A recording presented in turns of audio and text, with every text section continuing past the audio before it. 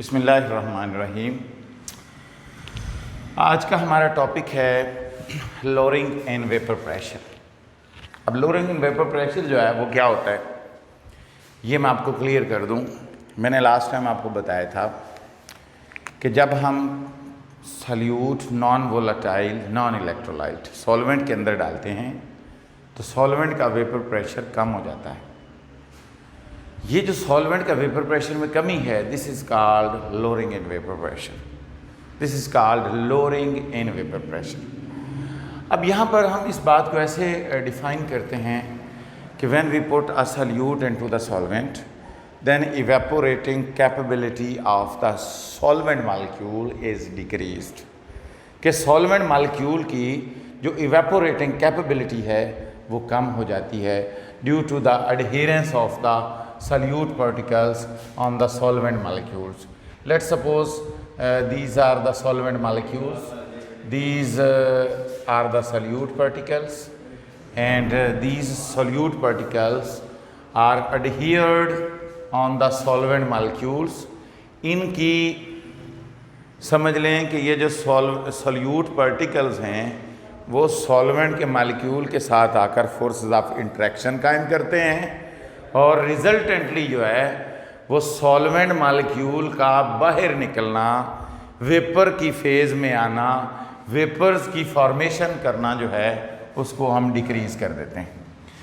अब let's suppose हमारे पास उस साइड पर एक सॉल्वेंट है, जैसे आपके सामने मैंने आपको बताया है कि वो एक सॉल्वेंट है। अब आप देख रहे हैं ज़ाहरी शक्ल सूरत में लॉट्स ऑफ सॉल्वेंट मालिक्यूल्स जो हैं वो इवेपोरेट हो रहे हैं और उनकी जो है वेपर प्रेशर डेवलप हो रहा है।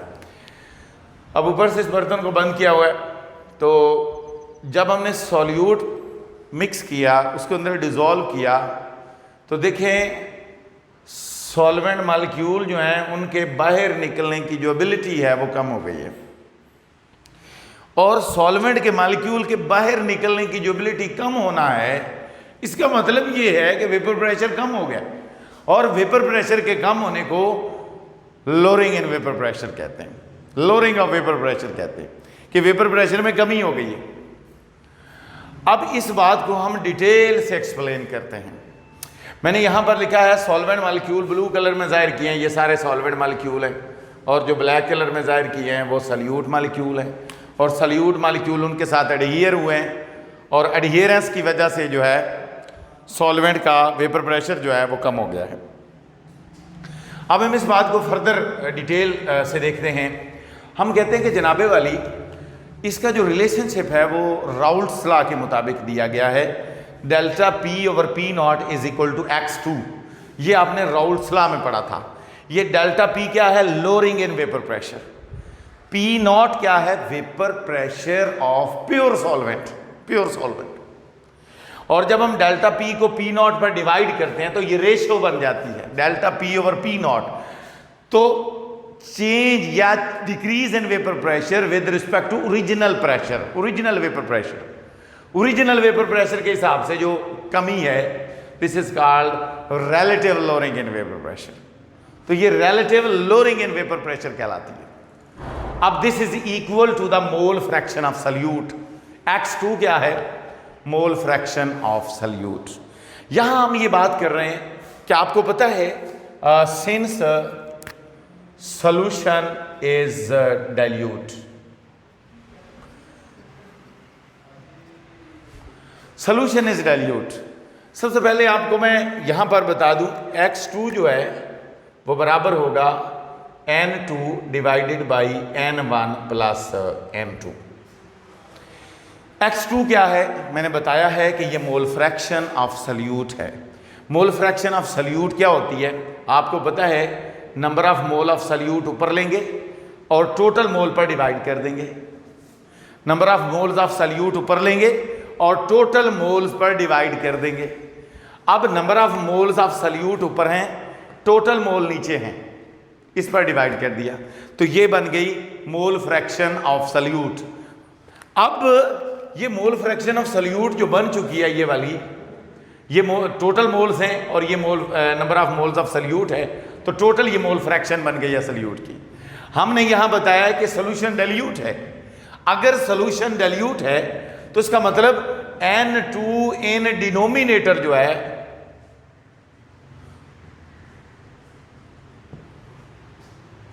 वो निगलेक्ट हो सकता है। अब क्यों निगलेक्ट हो सकता है, इसकी वजह क्या है, आप जरा गौर करें।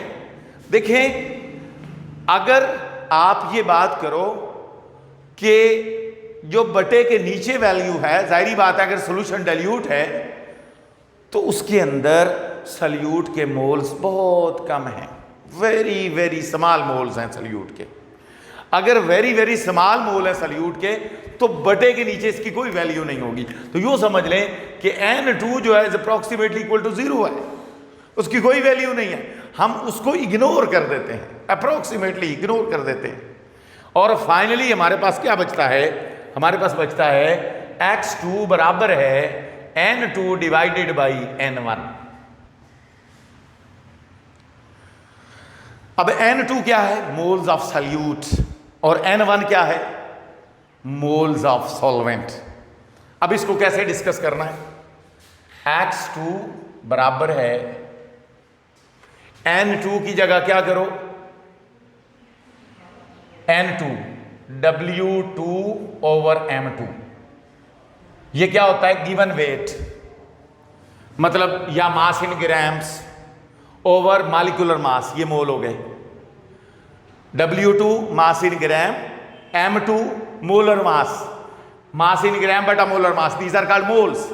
इसी तरह बटे के नीचे कौन है, बटे के नीचे है N1, इसकी जगह क्या आ जाएगा, W1 ओवर M1, ये चीज आ जाएगी। अब x2 जो है इसकी जगह पर आप क्या करोगे, इसको बटे को उलट कर दो, W2 over M2 multiply by M1 divided by W1, ये चीज आ जाएगी। अब ये जो है ये बटा, ये क्या किया, ये बेसिकली उलट ऊपर ले गए तो उलट हो गए, बटे उलट हो गए।